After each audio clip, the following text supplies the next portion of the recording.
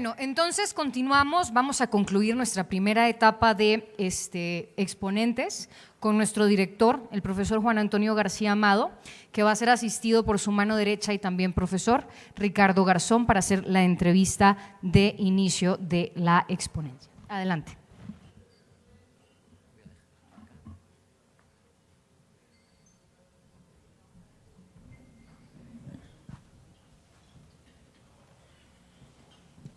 Hola.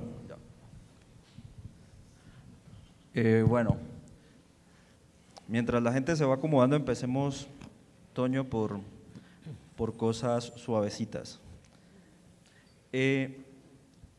Bueno, yo creo que, así como el profesor Atienza, tú eres una persona que mucha gente le conoce la biografía intelectual, ¿no?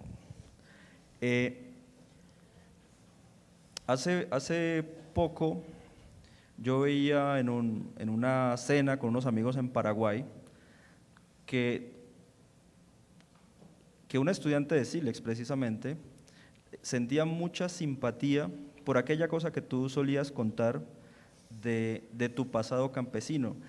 Eso de tu pasado campesino a mí siempre me ha llamado la atención porque parece que se encuentran claves de tu pensamiento, claves de las maneras como tú abordas los problemas jurídicos y los problemas prácticos a partir de este dato biográfico. ¿Qué nos podrías decir de eso?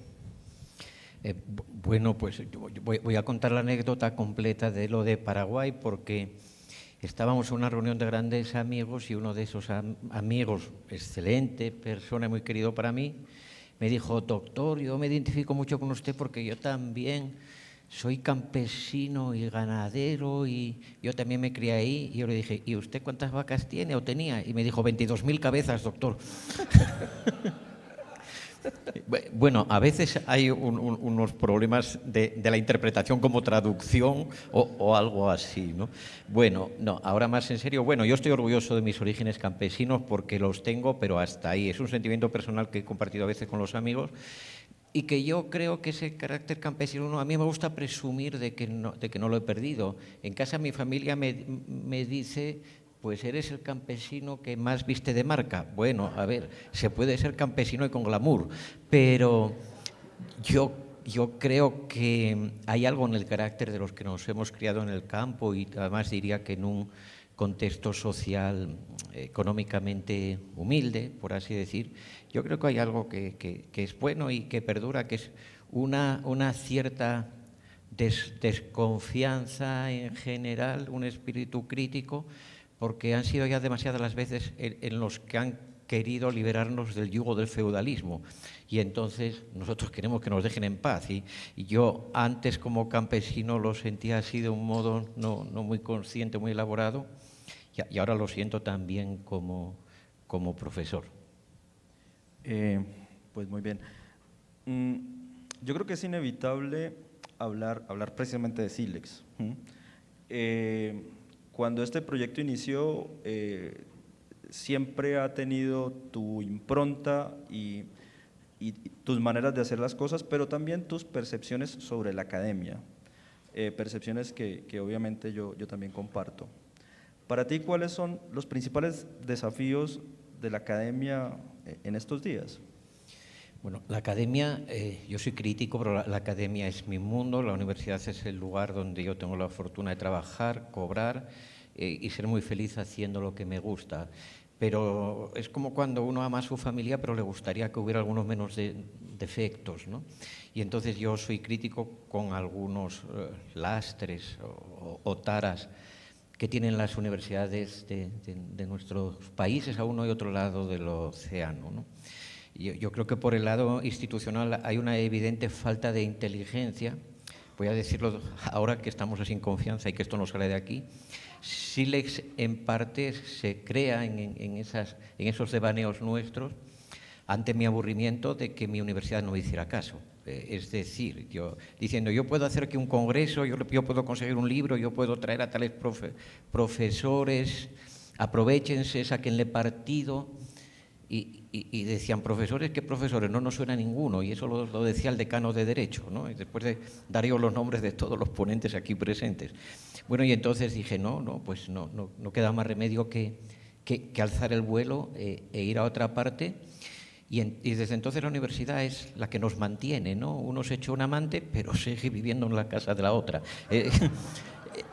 Es mi sentimiento en parte con eso. Y luego, sin extenderme, tú dices el sello de Siles. Yo estoy también orgulloso de eso, que Siles es un grupo de un trato muy natural, en vivo y en todas nuestras comunicaciones, porque me parece que un gran defecto de los universitarios, de los docentes e investigadores universitarios, es la presunción, la impostura, ¿no? Gente que generalmente no tiene nada que hacer y que hay que pedirle cita con 3 semanas porque se fingen ocupados. Eso me parece realmente deleznable. Y algunos están ocupados, incluso en cosas lícitas, pero hombre.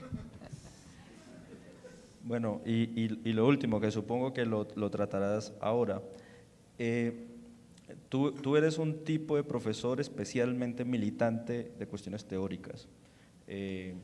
Temas como el Estado de Derecho, la crítica al activismo judicial. ¿Tú crees que hay algún tipo de interés que vaya más allá de llamémoslo, la mera comprensión del derecho, de la manera como funciona, y haya algunos valores sustantivos que deben efectivamente gobernar la práctica del derecho? Yo creo que la práctica del derecho tiene una dimensión obvia, política, moral, por supuesto, y eso no nos compromete necesariamente con el positivismo, el antipositivismo, ni nada de eso. Y la práctica del derecho y la teoría del derecho también tienen una obvia dimensión política. Yo creo que no hay teoría del derecho inocente. Cuando decimos cómo es el derecho, en parte lo configuramos y la teoría influye en la práctica fuertemente. Ahí está, en mi opinión, la desgracia de toda una tradición de enseñanza del derecho en nuestras facultades, donde los profesores, al menos en España, han presumido de no mancharse las manos con la práctica, de explicar el negocio jurídico o el delito de homicidio sin hacer ninguna referencia a problemáticas sociales y económicas y de cualquier tipo que haya debajo, y eso ha producido teóricos, profesores, dogmáticos y los filósofos ajenos por completo a la práctica y hasta profundísimos desconocedores del derecho, ¿no? Y de otro lado, también es culpa nuestra que salen demasiados abogados o titulados de nuestras facultades que realmente no saben lo que hacen, ¿no? Y no tienen culpa de saberlo. Con esto sé que estoy haciendo feliz a Manuel Atienza, porque cree que pensará, a raíz de mis palabras, que no solo seré enterrador del positivismo yo también, sino desenterrador del naturalismo. No, pero eso lo voy a explicar ahí. Bueno, pues perfecto, y tienes 35 minutos máximo, ¿vale?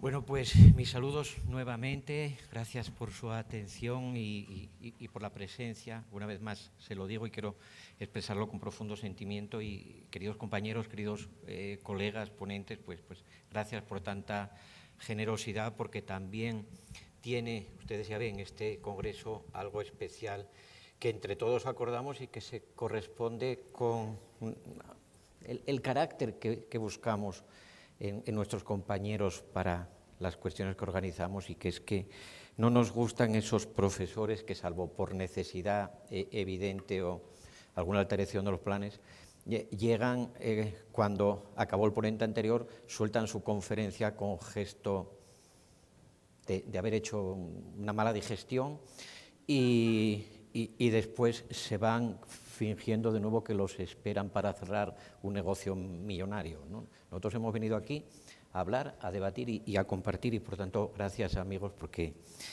por qué lo estáis haciendo así. Bueno, entremos en materia. Yo no sabía qué título ponerle a esto, así que primero pensé sobre la teoría antipositivista del derecho, qué título tan triste. Luego pensé con principios y a lo loco, pero tenía un cierto temor de que empezaran a preguntarse cuál era Jack Lemmon y cuál Tony Cartier, si Manolo, yo o cómo. Y entonces, pues consideren que esta exposición no tiene título, pero les voy a comentar los 5 apartados en que dividiré para que puedan de antemano hacerse una idea de a dónde quiero ir a parar, porque quizá al inicio no se capte perfectamente. Hablaré refiriéndome a esas corrientes que estamos denominando aquí, mejor o peor antipositivistas. A mí me gusta llamarlas jusmoralistas, pero no hagamos una cuestión de nombres cuando tenemos la casa sin barrer. Y comenzaré hablando de la doctrina y sus autores. El segundo apartado será el método y la epistemología.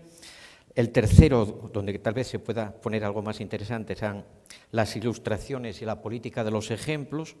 El cuarto, las aplicaciones, o de cuando la razón práctica se inclina ante las pasiones. Y quinto, las consecuencias, o de la legitimidad como salida. Bueno, el primer capítulo sobre las direcciones dentro del antipositivismo va a ser extraordinariamente esquemático, inexacto y, por supuesto, sujeto a la crítica de que contenga numerosas imprecisiones o que le pueda hacer a alguno de los autores que mencionaré injusticia.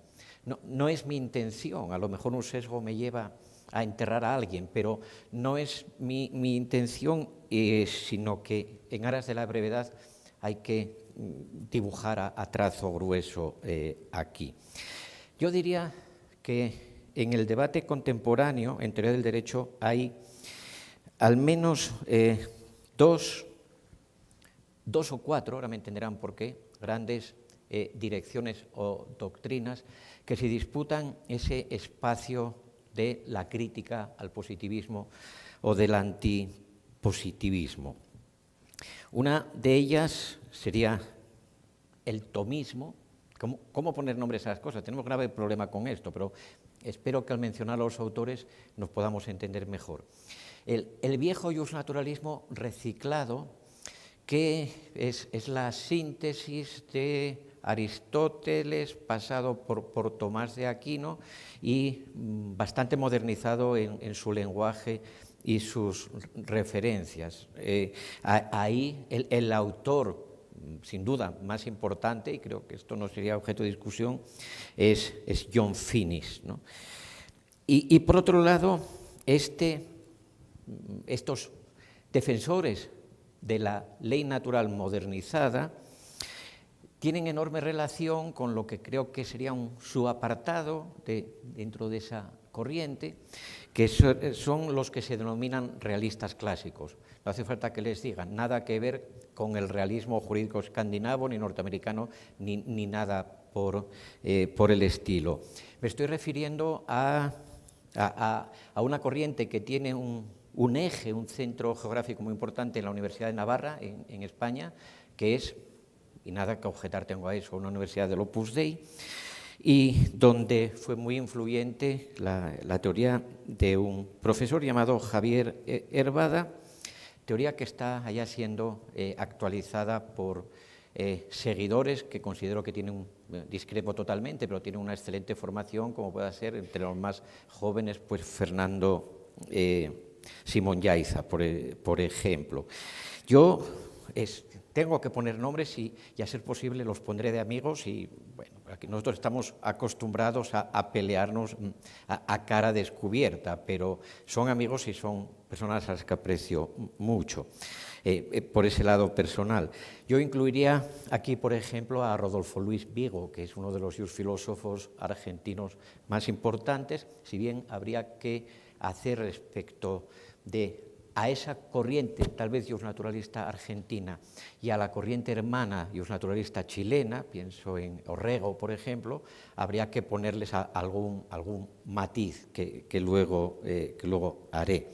Bueno, ¿Cuál es la característica que aglutina a todas estas corrientes? Bueno, el derecho tiene una íntima relación con la justicia.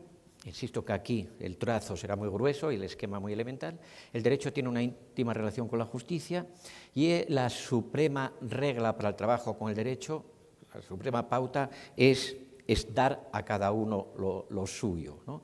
Hay más o menos un orden natural, aunque hay que ponerle a lo de natural muchas comillas, y ese orden natural o debido se descompone a veces por distintos problemas sociales o debilidades humanas, y entonces la función del derecho es recomponer el contenido debido de las relaciones humanas, haciendo que se vuelva a dar a cada uno lo suyo allí donde, por lo que sea, alguien tiene más de lo que le corresponde a costa de otro. Bueno, la idea, esto lo elabora ante todo John Finnis, haciendo su peculiar lectura de Tomás de Aquino, y la idea, en resumen, es así, ¿no? Existen una serie de bienes básicos, constitutivos y esenciales del ser humano y de la sociedad. Entre ellos están el juego, el juego en el sentido de que somos seres lúdicos, ¿no? Está el conocimiento y está lo que se suele traducir como amistad, y que tal vez sería mejor decir la emotividad, la dimensión afectiva de los seres humanos, y ello también unido a la importancia que tiene la reproducción de la especie. Finnis insiste mucho en que cuando él apela en la dirección de los clásicos a la ley natural, no está diciendo algo como lo que yo he criticado tantas veces, y Manuel Atienza mismo hace un momento aquí decía, no existe ninguna ley grabada en la naturaleza humana, ni hay nada jurídico que sea una ley científica. Finnis dice, no, lo mismo, lo que hay es una preconfiguración de ciertos bienes que son esenciales al ser humano y a la sociedad, y que en cuanto que eso no vayamos individualmente a realizar esos bienes y colectivamente a realizar el bien común, estamos contradiciendo la ley natural y estamos rompiendo el equilibrio debido entre nuestras relaciones. Entonces, así establecido el sentido de la vida individual y social para este justnaturalismo, Finnis tiene una teoría bastante original relativamente original, que dice que hay que tomar en cuenta los siguientes elementos, que son aquellos con los que operamos, ¿no? Por un lado están los datos exteriores, esos que enseña la ciencia natural, qué pasa en el mundo, porque hay una marea, a qué hora se va a poner el sol hoy. Por otra parte está lo que él llama la lógica, aunque no tiene nada que ver con la lógica formal, que son las herramientas analíticas y conceptuales que empleamos para explicar el mundo. Por ejemplo, en la teoría del derecho, ideas como la de validez, vigencia, derogación, etcétera, son instrumentos conceptuales para explicar esa realidad compleja. Está, en tercer lugar, y es esencial aquí, naturalmente, la razón práctica, que es esa capacidad del ser humano para penetrar en la esencia de sus fines y de sus medios a fin de construir la sociedad mejor posible, la vida particular mejor posible. Y luego están lo que él llama los artefactos, que son las cosas que hacemos, este micrófono para nuestros fines y para realizar nuestros objetivos. Este micrófono es un artefacto, pero una ley que se publicó ayer en la Gaceta Oficial es otro artefacto que tiene un fin, también su fin, que le da sentido, etcétera. Bueno, por ahí estarían los de la ley natural y los del llamado realismo clásico, con Finnis como autor de referencia. En segundo lugar, ¿a qué grupo pondría? Grupo complejo. Ahí situaría al constructivismo ético, ¿no? Nada que ver, por supuesto que no, y el primero que lo distingue perfectamente es Manuel Atienza, nada que ver con ese constructivismo de las ciencias sociales respecto de su dañino papel en la teoría social en general y en la teoría jurídica en particular. Yo estoy completamente de acuerdo con lo que Manuel expresó.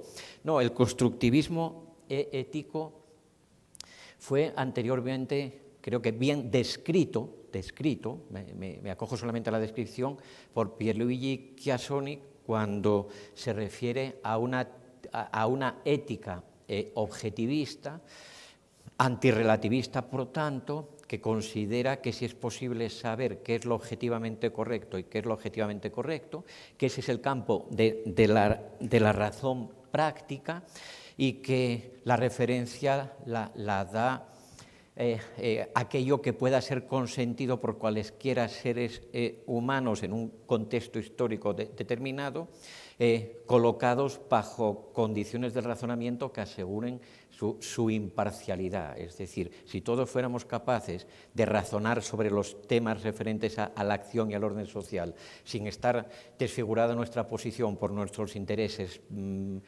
prejuicios, elementos biográficos, sesgos, como decimos hoy en día, etcétera, pues entonces todos pusiéramos de tiempo bastante y respetáramos la igualdad entre todos en tanto que argumentantes, acabaríamos llegando a consensos que son racionales en el contexto de esta racionalidad procedimental. Bueno, ese es el constructivismo que Alexis, como sabemos, toma en su teoría de argumentación jurídica del 78, de la síntesis genial que hace de una serie de autores, como puedan ser prototípicamente Rawls o Habermas, y que después había tenido sus antecedentes también en filósofos del derecho tan cercanos como pueda ser Perelman y otro. Bueno, esa tesis alexiana, así en pinceladas rápidas, tiene como tal vez rasgos, algunos de los principales rasgos definitorios, uno, la llamada tesis del caso especial, y es que Alexis dice, el razonamiento jurídico es un caso especial del razonamiento práctico general, lo que quiere decirse que el operador jurídico debe razonar y solucionar los casos mirando lo que dice la legislación y lo que sientan los precedentes vinculantes y apoyándose también en lo que la doctrina pueda proporcionar de aclaración sobre lo anterior, la dogmática, pero siempre está en el trasfondo la razón práctica que no busca saber qué es lo legal, sino que busca saber qué es lo objetivamente correcto, lo moralmente debido como solución para ese caso que estamos juzgando. Entonces, si el razonamiento jurídico es un caso especial del razonamiento práctico general, significa que cuando haya una tensión fuerte entre lo que el derecho positivo, la legalidad, incluida, por supuesto, la letra de la Constitución para un caso manda, y lo que dicte la moral, esa razón práctica que no se detiene ante la norma jurídica porque busca una solución que no es solo formalmente jurídica, sino materialmente jurídica en cuanto que no reñida con la moral, bueno, pues eso quiere decir que siempre tiene que haber un control moral de las decisiones jurídicas, sea como sea que eso se exprese, y aunque muchas de esas decisiones jurídicas o judiciales pues no tengan que llegar a ese paso de ponderar lo que vale la regla o lo que vale el derecho positivo, más los valores que estén inspirando frente a lo que vale el principio /valor que respalda la solución, que en este caso sería la solución contra legem o la solución contraria a cualquier interpretación posible del derecho positivo, aunque esto pasa también porque definiéramos interpretación. Bueno, entonces, esa orientación alexiano constructivista tiene en la tesis del caso especial uno de sus primeros elementos en la idea de pretensión de corrección al derecho, a cada norma jurídica, a cada sistema jurídico y también a cada decisión jurídica, según Alexis, le es inmanente una pretensión de corrección. Es decir, quien nada más que pretenda encontrar las soluciones conformes con la legalidad y no quiera que además esas soluciones sean moralmente correctas, a quien haga eso tiene una visión, según Alexis, o según mi interpretación, miope del derecho. Y esto lleva a otra característica, que es el papel que juega la llamada fórmula Radbruch. Y aquí hay un elemento de discusión entre Alexis y Finis en el que no me puedo detener. La fórmula Radbruch, ya saben que es aquella idea de que un derecho injusto, una norma injusta, un sistema injusto, no deja de ser derecho, por ser algún grado de injusticia, pero a partir de cierto grado en esa injusticia, cierto nivel de injusticia, ese sistema pierde la juridicidad. Esto ha provocado una discusión de familia entre Alexis y Finis, porque Finis dice que que la ley injusta sigue siendo jurídicamente válida, aunque moralmente no obligue, porque ley injusta no es verdaderamente ley en el sentido de razón práctica. Alexis estaría usando la fórmula Radbruch para decir que desaparece todo elemento de juridicidad en la ley frontalmente injusta, pero insisto en que estos son discusiones de familia interesantes, por supuesto, pero con una relevancia pues, tal vez secundaria para la práctica. Por supuesto, es esencial en el constructivismo alexiano la tesis de los principios. Una parte fundamental del derecho son principios y me parece muy importante también que entendamos qué son los principios en Alexis. Él, en su libro sobre derechos fundamentales, explica que los principios son la formulación deóntica de los valores, es decir, los valores, esa es la idea del objetivismo, valores como dignidad, como justicia, tienen un contenido objetivo, ya sea cambiante y averiguable en cada momento a través de esa operación que hemos descrito antes como constructivista, ya fuera, que no es el caso de Alexis, en el sentido de un objetivismo de corte realista.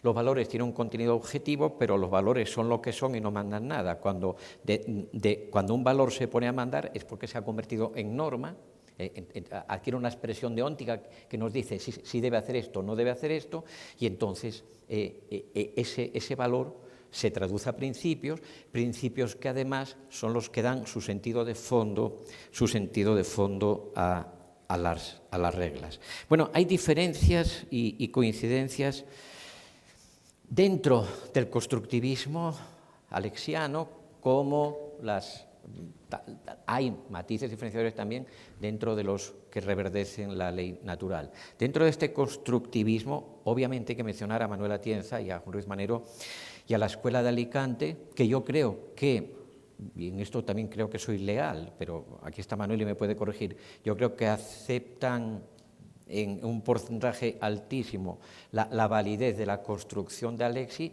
aunque introducen matices teóricos que no sé cuánto de relevantes son para la práctica, pero que tienen indudable interés teórico, como lo siguiente, ¿no? Manuel Atienza explica combate, no está de acuerdo con la tesis alexiana del caso especial, porque dice que también hay algo así como una racionalidad pragmática en el derecho.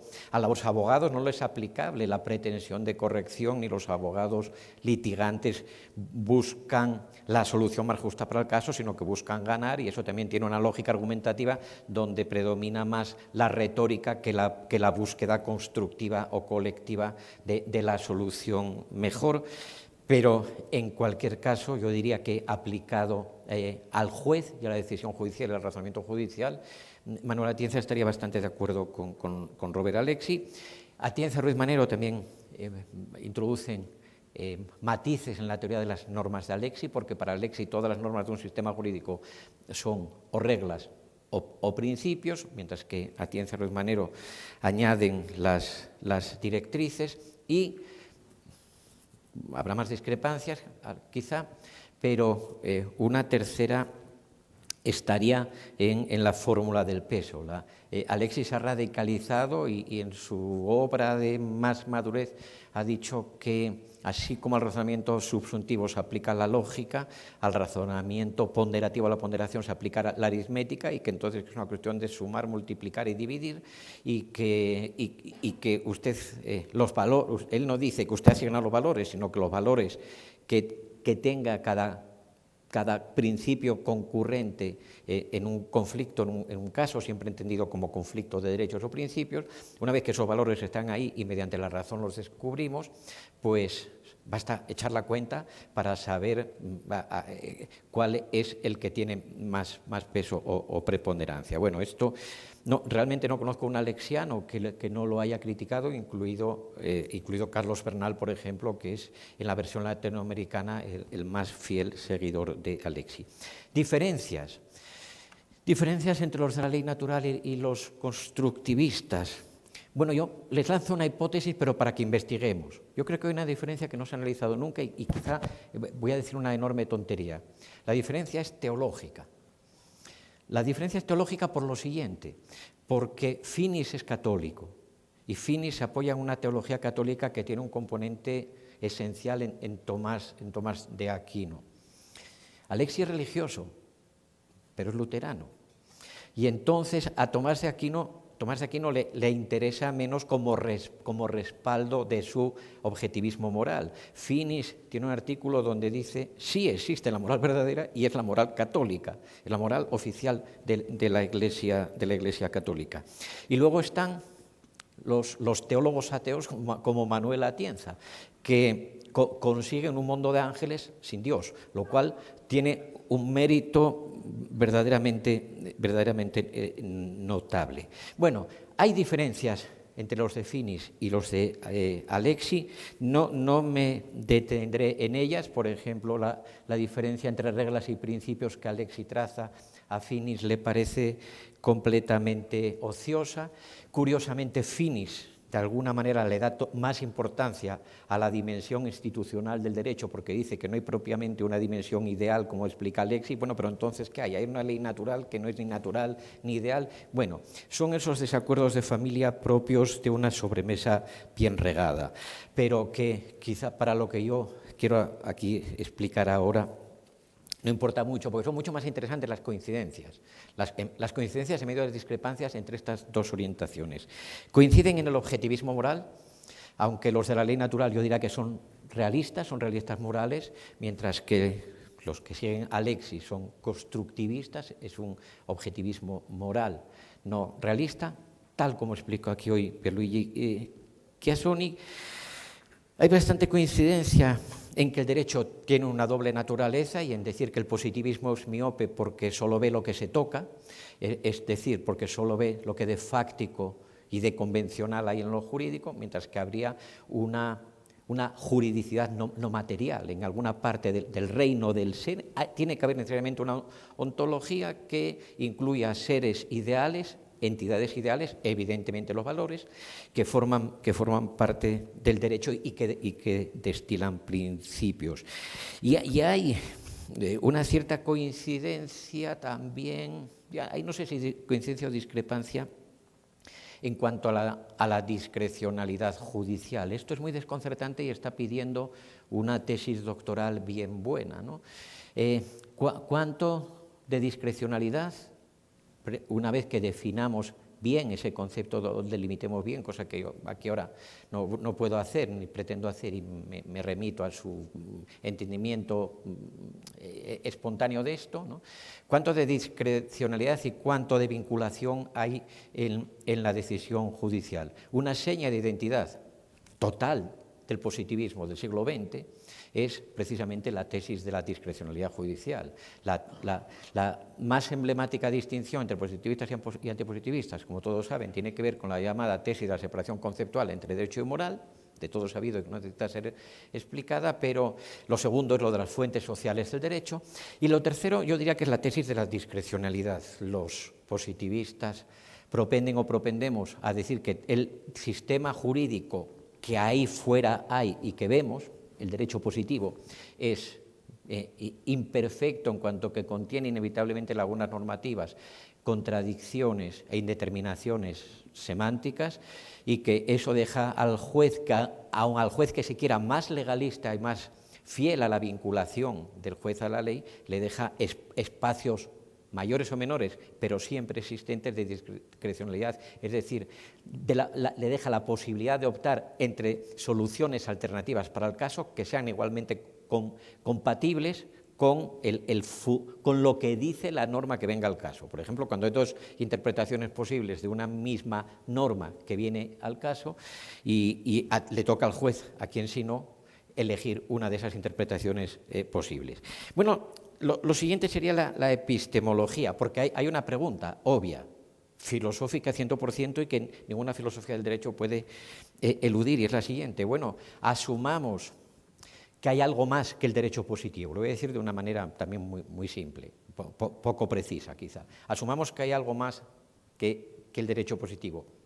Hay unos bienes básicos del individuo, hay un bien común cognoscible, hay unos valores de los que se decantan principios que no pueden tener cualquier contenido arbitrariamente asignado por el intérprete o el aplicador, sino que tienen el que tienen, aunque la mente humana pueda ser un tanto limitada a la hora de descubrir ese contenido, pero el juez Hércules, un juez omnisciente, sabio y absolutamente formado, sí sabría lo que los principios, lo que es el contenido de los valores y lo que los principios mandan para cada caso y con qué peso. Bueno, la pregunta evidentemente es la siguiente, ¿no?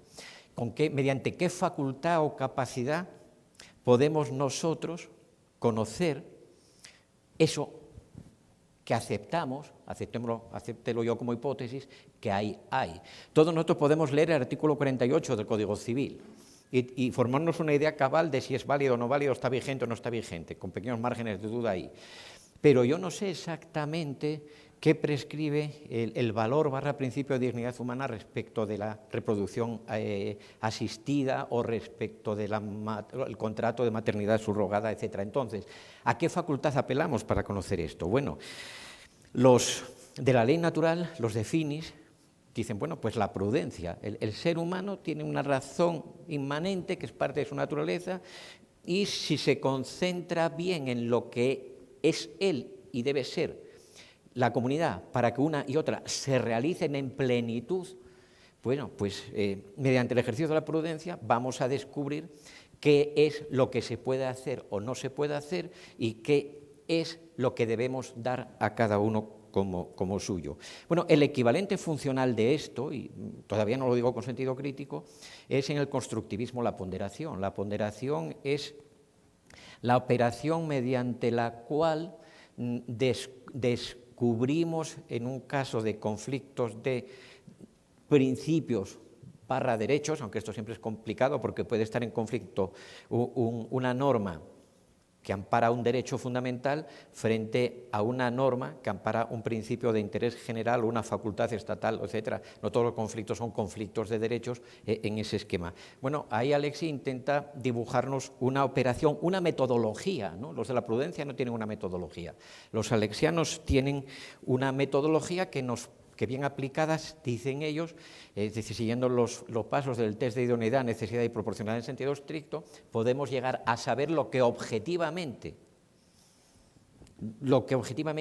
cada principio concurrente en un caso pesa. Y tengamos en cuenta que los principios se ponderan contra principios y los principios también se ponderan contra reglas y que toda norma, por tanto, es derrotable, sea una regla o un principio, aunque recientemente, habiéndole visto las orejas al lobo, algunos autores, como mis amigos alicantinos, están tratando de decir que no, que el principio de dignidad no es ponderable. Y el propio Alexis escribió alguna vez que, bueno, que es que tiene algo así como alma imponderable y corazón con peso, algo así. Sé que estoy haciendo una caricatura, pero es porque no recuerdo exactamente cuál era la expresión. Sea como sea, yo creo que otra cosa en común que tienen estas teorías es lo siguiente. El derecho se perfecciona en el caso concreto. Es decir, la clave es dar con la justicia del caso concreto. ¿Tiene peso, tiene valor la dimensión institucional del derecho? Finis explica que tiene que haber una ley positiva, como ya dijo Santo Tomás, porque sin eso la sociedad se desordena y porque además hay cuestiones que tenemos que regular pero que son moralmente poco relevantes, entonces ya tengámonos a la ley. Pero el guardián de la aplicación, de la obligatoriedad de la norma, siempre es la moral y es ese el último filtro que se debe pasar y ese filtro se puede pasar en abstracto o se puede pasar buscando la justicia del caso concreto y por eso creo que es natural que estas teorías desemboquen. La diferencia entre un juez activo y un juez activista yo no la tengo muy clara, pero es algo así como entre el amor matrimonial y el amor extramatrimonial, ¿vale? Pero sea como sea, creo que lo que sí se aprecia es que el test último de la obligatoriedad de la norma se ve en el caso concreto, que es donde se plantea el reto de cuál es la solución justa, equitativa para este caso. En realidad, todas estas teorías de alguna manera están rescatando la idea aristotélica de equidad. Bueno, entremos en materia porque esto estaba siendo demasiado amable. Las ilustraciones y la política de los ejemplos. Aquí está el tema para la tesis buena, les invito, en León se la dirigimos modestamente. Miren por qué. A los autores se les conoce, entre otras cosas, por una que tal vez es secundaria, que es la estrategia de los ejemplos. Dime con qué ejemplos ilustras tus teorías del derecho y te diré cuán pícaro eres, compañero y compañera. Primera picaresca. Casi todos nuestros colegas antipositivistas evitan, y aquí es una cierta excepción Manuel Atienza, y luego explicaré por qué, y la otra Finis, tal vez porque los extremos se tocan, pero la mayoría evitan el compromiso con el ejemplo comprometido, valga la redundancia. ¿Y esto cómo se lee más claramente? Pues mire, yo se lo expreso así: estoy hasta el gorro de Riggs versus Palmer. No soporto más Riggs versus Palmer. El gran ejemplo de un caso difícil es un caso que resolvió un tribunal en Estados Unidos de América en 1889 y que los romanos ya tenían solucionado, porque miren qué cosa más curiosa. Cuyacio, jurista romano, indignus potes caperes et non potes retinere. Puede reclamar la herencia, pero no puede retenerla, no puede conservarla. Cuando en aquel lugar primitivo donde todavía andaban matando indios los colonos, se plantea el caso Riggs versus Palmer, en España y en Colombia y en Argentina y en Chile ya lo tenían resuelto, porque lo habían copiado en sus códigos civiles del derecho romano, y es que es el atentado doloso contra el causante como causa válida de desheredación por indignidad. Pero claro, dicen, bueno, pero tú imagínate que no lo hubiera, ¿no? ¿Tú cómo decidirías, Riggs versus Palmer, si vivieras entre irlandeses que acaban de colonizar Estados Unidos y todavía no tienen derecho? Bueno, a ver, sí. Eso es exactamente como si me preguntan, ¿y usted cómo resolvería lo siguiente? Imagine un sistema penal en el cual hay homicidio, pero no está reconocida la legítima defensa y uno no le quedó más remedio que matar al otro. Bueno, sí. A ver, yo me avengo a jugar con la justicia en sistemas primitivos. En lo que no estoy de acuerdo es que sea el líder de los primitivos, un tal Ronaldo, el que se convierta en patrón y paradigma de la teoría del derecho. Y además de todo, si uno lee un poquito de la vieja metodología de la decisión judicial en Alemania, sabe que hay un criterio para resolver eso, hay un argumento, ya que aquí estamos entre gente de teoría de argumentación, que se llama argumento de reducción teleológica, que es que cuando la aplicación al pie de la letra de una norma vulnera completamente, no los fines del derecho, ni los que rigen la práctica de los hermanos en Cristo, sino cuando la aplicación al pie de la letra de una norma vulnera cualquier sentido teleológico posible de esa norma, pues resulta que estaríamos induciendo a una decisión que es antinormativa por antiteleológica. Es el caso, otra cosa extraña, de la sumisión académica que tenemos entre los anglosajones, las ambulancias en el parque, que nos quieren contar que es un gran ejemplo el de prohibido la entrada de vehículos de motor en el parque y que entonces si entra una ambulancia, ¿qué? En todos los parques de los sitios civilizados pueden entrar los vehículos de motor, hombre, pero entra la ambulancia igual que entra el camión donde van a sacar el árbol talado. No, pero tú imagínate que vives en un mundo donde hay una sola norma y es esa. Bueno, ¿y por qué no hablamos del derecho en serio, en lugar de leer los derechos en serio? ¿Por qué no trabajamos con buenos ejemplos? Porque los buenos ejemplos comprometen demasiado. Entonces, yo no quiero saber demasiado de Riggs versus Palmer, yo quiero que me digan cómo tendría que haber decidido allí a pie de obra un juez franquista en mi país un caso civil con el Código Civil de la dictadura, donde una mujer, pónganle, quería vender un bien inmueble que había heredado y no podía venderlo sin el acuerdo de su marido. Yo sé que aquel derecho era una porquería, yo lo sé, o lo pienso, o lo creo desde mis convicciones morales, pero es complaciente hablar del tribunal de Riggs versus Palmer y a quienes hay que molestar son a los jueces de aquí a ahora con los casos de aquí a ahora. Y no digamos la reductio ad Hitler. Oiga, que es que nos ilustran siempre la tesis de que un derecho muy injusto deja de ser derecho válido con el caso del derecho alemán. Y yo digo, listo, me parece bien esa ilustración para ustedes que consideran que, o sea, que niegan la tesis de la separación. Pero ¿por qué los naturalistas argentinos, y alguno he nombrado ya, nunca ponen el ejemplo de las leyes de la Junta Militar Argentina? ¿Por qué los de la ley natural chilena siempre van a Alemania, pudiendo quedarse en Santiago? ¿Por qué? ¿Por qué esta huida con el ejemplo? Yo creo que es una estrategia de venta, es una estrategia retórica. O sea, ponga ejemplos de los que nadie le pueda discrepar o porque son moralmente indiscutibles, aunque la teoría del derecho pueda tener discrepancias sobre cómo se califican, o porque son primitivos. No, oiga, dígame usted si era derecho o no era el derecho civil del franquismo, la norma penal X del Chile de Pinochet o tantas y tantas medidas de la Junta Militar Argentina de Videla. Y dirá Atienza que él sí es de los valientes, y eso lo dijo sin la más mínima ironía y reserva. Bueno, pero con eso no estás atacando la teoría, no, pero estoy atacando a los teóricos. Es que vivir en Argentina y tener que ir hasta Berlín, y cuando lo tienes en la puerta de casa, pues es una cosa cuando menos sorprendente. Y vean los ejemplos. ¿Cuáles son los casos difíciles en Alexi y en Viego, por ejemplo? ¿Cuáles son los casos difíciles? Son casos pacíficos donde el Tribunal Constitucional alemán, en un caso que a todo el mundo lo deja así como dudando, dice, pues yo tampoco sé cómo habría decidido, pero si Alexi dice que ponderaron y les salió que en el Titanic en un caso ganaba el uno y otro ganaba el otro, pues será. ¿Quién soy yo, señor mío, para meterme en eso si yo no estaba allí? Oiga, pero ¿y la validez y el aborto?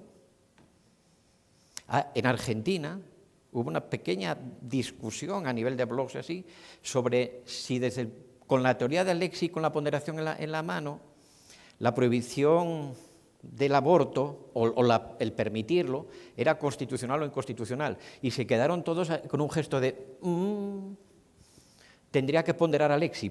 Pero casualmente, ahí Alexi no pondera porque nunca enseña la oreja, ¿no? Claro, el valiente es Manuel Atienza. El problema es que cuando Manuel Atienza pondera, siempre le sale antigarantista el resultado. Porque Manuel Atienza yo no iba a decirlo, pero él lo sacó. Manuel Atienza puso aquí como ejemplo hoy de desastrosa decisión constitucional, aquella en la que el Tribunal Constitucional Español anuló unas normas, entremos en detalles técnicos, dictadas por el gobierno español al inicio de la pandemia y a través de las cuales pues suspendía el derecho constitucional de libre tránsito. Y resulta que el artículo 55 de la Constitución española dice, ese derecho, y alguno más que menciona, no se puede suspender en estado de alarma, se suspende en estado de excepción. Es decir, hay ciertos derechos que en estado de alarma no pueden ser suspendidos. ¿Por qué? Porque lo dice la Constitución. ¿Y a ti qué te parece que lo dice la Constitución?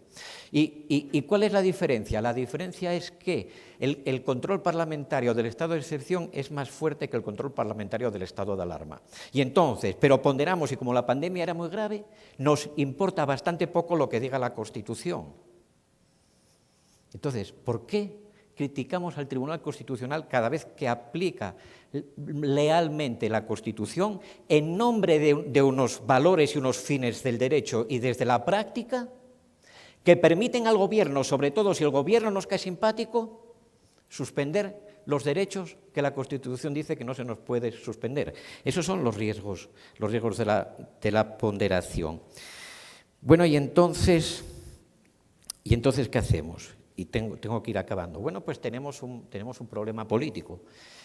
Manuel Atienza y tantos grandes autores en esa línea dicen que con las constituciones actuales repletas de valores y principios, pues se acabó el viejo modelo y que el derecho es una práctica y que hay que ponderar caso a caso y que hay que valorar las circunstancias del caso concreto, por ejemplo, cuán grave era la pandemia, más allá de que la ley diga que no se puede suspender por vía de estado de alarma, pero sí y con los mismos votos en el Parlamento por vía de estado de excepción. Eso no pasa el test de necesidad, querido Manuel. Si hay una solución que consigue, eso es alexiano, si hay una solución que sirve para el mismo fin, con menos costo, para los derechos de los ciudadanos, entonces la que se tomó y que juzgamos es inconstitucional. Estoy aplicando las normas de Alexis para evitar que la ponderación degenere en antigarantismo.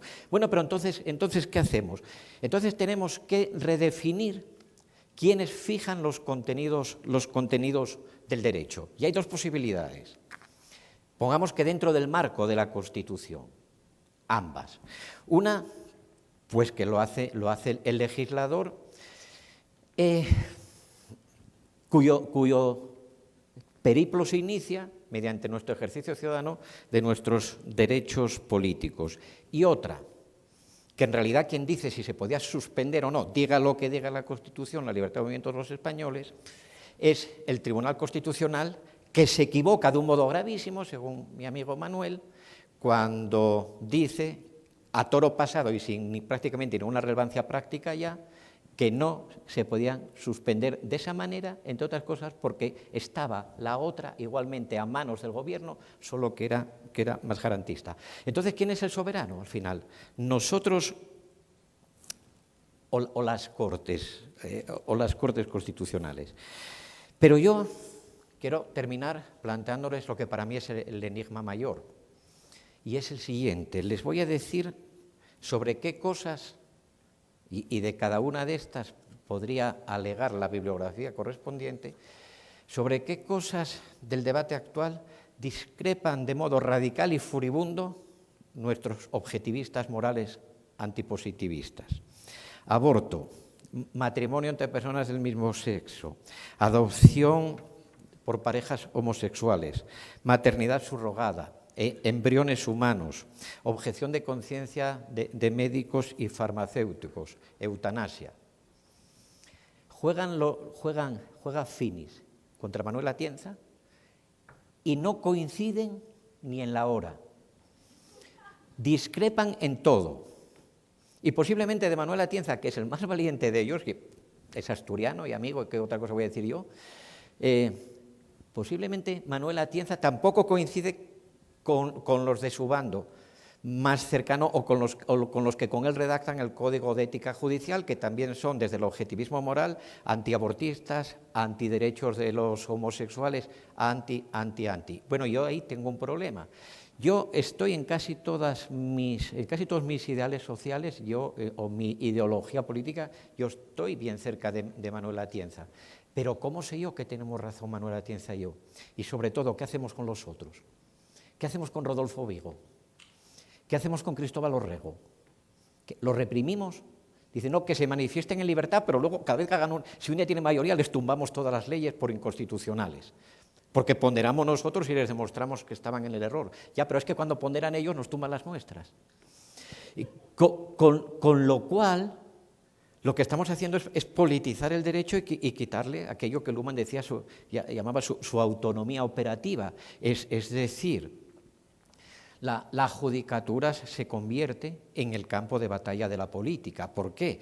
Porque sabemos que ni lo que diga la Constitución importa ni un pimiento, porque todo queda al albur de las ponderaciones. Bendito sea Dios, es oportuna la frase, bendito sea Dios, sacrifiquemos el formalismo en pro de la verdad, de la corrección objetiva y del derecho como práctica guiada por fines. ¿Ya? ¿De acuerdo? Eso estaría maravilloso si nuestros profesores, objetivistas morales y antipositivistas, coincidieran en algo.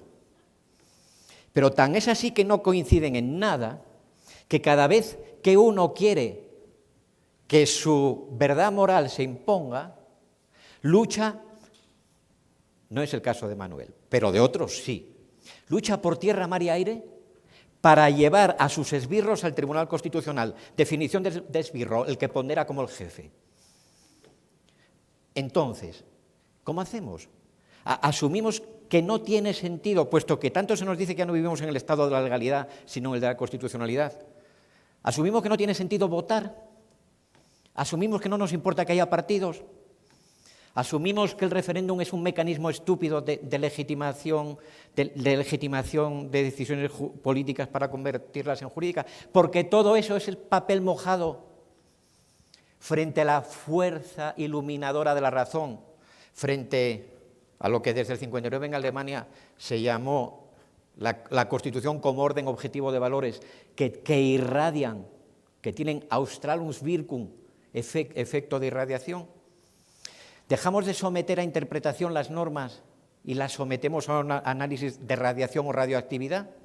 Un contador Geigen en lugar de un experto en técnicas jurídicas y desentrañamiento de sentidos de las normas. Entonces, votemos, unos contra Alicante y otros contra la Universidad del Litoral, listo. Y que vayan al Tribunal Constitucional los que tengan mayoría, y sabemos a lo que van, porque ponderan según su programa político. Porque, por cierto, ustedes no sé, pero yo les adivino las ponderaciones siempre. Yo sé siempre, y cuando digo siempre, digo siempre, qué ponderación le va a salir a Manuel Atienza, o a Rodolfo Vigo, o con qué convicción sale Finis de Misa. Lo sé. Lo sé, no me he equivocado nunca. Y no es porque yo tenga acceso a la misma verdad, sino porque conozco vuestra ideología, querido Manuel. Entonces, votamos a 12 candidatos de Alicante contra 12 candidatos de la Universidad del Litoral o de la Universidad de Navarra para que ponderen según su programa de ponderaciones y cambiamos el esquema. Ya, pero el problema es que si articulamos eso, se van a pegar a ellos cada vez más fuerte. Porque entonces sí que se va a poner de relieve la tensión entre dos que con morales diferentes y la misma pretensión de objetividad y verdad, o de inteligencia o báscula o ponderómetro suficientemente preciso como para acertar en cada ocasión la única respuesta correcta, entre esos dos que coinciden 100% en la teoría y que discrepan del aborto, del matrimonio homosexual, de la adopción y de todo lo que he dicho antes y de muchas más cosas que podemos hacer, entre esos dos, ¿qué hacemos cuando comiencen a pelearse? ¿Qué hacemos cuando comiencen a pelearse? ¿Qué hacemos cuando lleguen a las calles y en algún país ya está manifestaciones a favor, Alicante for the court, Alicante para el tribunal, o Navarra para la judicatura? ¿Qué hacemos? Oiga, es lo menos misterioso, y acabo, es lo menos misterioso de lo misterioso, está inventado. Hagamos que el derecho sea el mismo para todos los que tenemos convicciones morales diferentes. Lo que necesitamos es que si viven en el mismo país, Manuel Atienza y, si fuera español, Rodolfo Vigo, tengan exactamente los mismos derechos. Y eso implica que cada uno tiene derecho a su libertad de creencias, a su libertad de expresión, a su libertad de información, a su libertad de cátedra, y además tienen derecho a ser iguales. Y ser iguales quiere decir, no vale más la convicción moral ni de Manuel ni de Vigo. ¿Por qué?